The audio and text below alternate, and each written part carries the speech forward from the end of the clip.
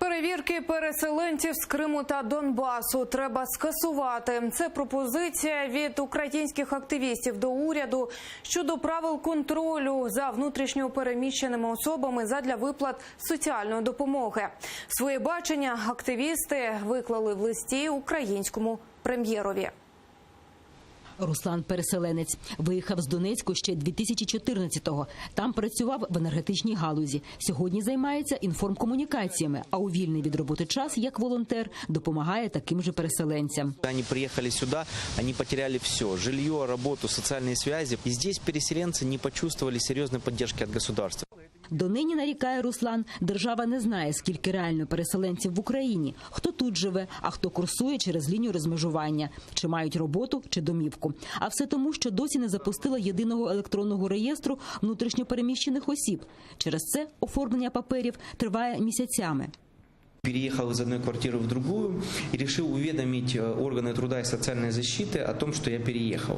Так вот, отстоял полдня в очереди, написал заявление, мне сказали, что эта процедура займет где-то около 3 месяцев. Через тривалі процедури та недостовірні дані в держорганах переселенці стикаються з відмовами або затримками їх соціальних виплат, бо держава встановлює для людей обмежувальні заходи.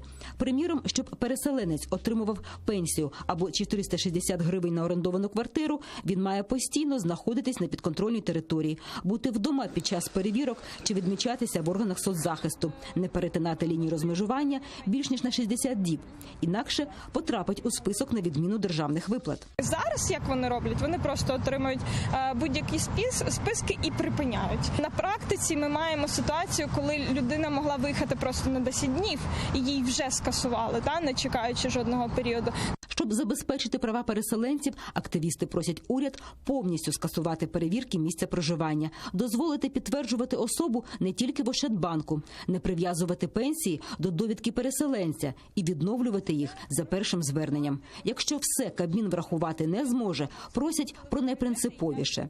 Якщо, наприклад, залишається довідка для отримання пенсії, для отримання соціальних виплат, то всі перевірки мають бути зведені до мінімуму.